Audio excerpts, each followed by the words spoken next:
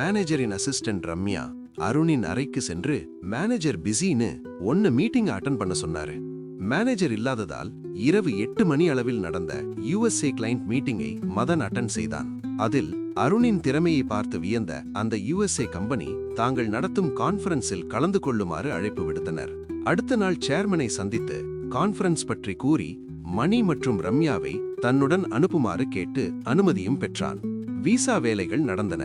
அக்காவிற்கு பார்த்த மாப்பிள்ளையை குறித்து ஜான் அனுப்பியவற்றை மணி படித்து பார்த்து அவர் நல்லவர் என அறிந்து USA சென்று வந்த பெண் திருமணம் நடத்த முடிவு செய்தான். USA கிளம்பினார்கள். அங்கு கான்ஃபரன்ஸில் அருண் பேசியதை கேட்டு அனைவரும் வியந்தனர். வேலைக்கான பல ஆஃபர்கள் அவனை தேடி வந்தன. அதில் பிரபலமான கம்பெனியில் 3 மாதம் கழித்து சேர்வதாக ஒப்புக்கொண்டான். பிறகு 2 நாட்கள் USAவை சுற்றி பார்த்துவிட்டு துபாய் வழியாக இந்தியா புறப்பட்டார்கள். துபாயிலும் ஒரு நாள் சுற்றி பார்த்தார்கள். பிறகு இந்தியா வந்தார்கள். அடுத்த நாள் மாலையில் மணிக்கு ஜான் கால் செய்து, மணி, நீ ரீசெண்டா துபாய் போனியா? ஆமாதா. அது உனக்கு எப்படி தெரியும்? சொல்றேன். அன்னைக்கு ஹோட்டல்ல உன் கூட ஒருத்தர் இருந்தாரே, அவரும் உன் கூட வந்தாரா? அவன் என் ஃப்ரெண்டுடா. நான் தான் அவன் கூட போனேன். சரி, என்ன விஷயம் சொல்லு. நீங்க துபாயில இருக்கிறப்ப யாரோ உங்களை போட்டோ எடுத்து அவரை பத்தி விசாரிக்க சொல்லி எங்க கிட்ட கேட்டு இருக்காங்கடா. யாரு கேட்டது? அது யாருன்னு தெரியல. அவரோட நம்பர் கிடைக்குமா? அவன் கிட்ட கேட்டு தரண்டா என அருணிடம் கேட்டு ஜானிடம் அவன் நம்பரை தந்தான். ஜான் அருணுக்கு கால் செய்து, ஹலோ அருண், நான் ஜான், மணியோட college friend. Hi bro, Mani இப்பதான் சொன்னா.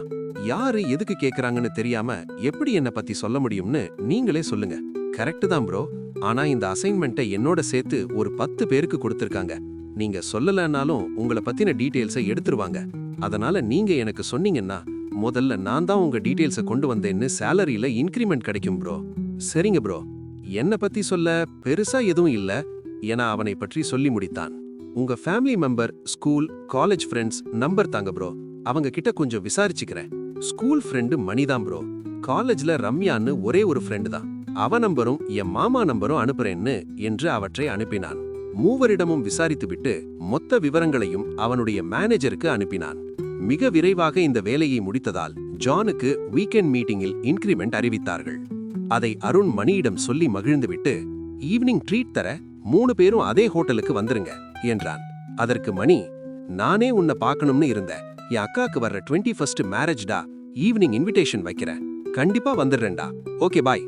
பைடா என மணி கட் செய்தான். ஈவினிங் சந்தித்தார்கள்.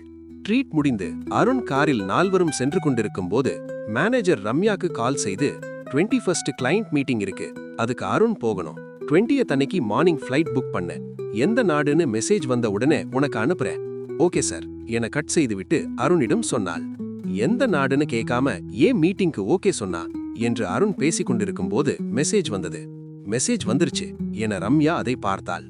எந்த நாடு என மணி கேட்க, சிட்ரா என்றாள்.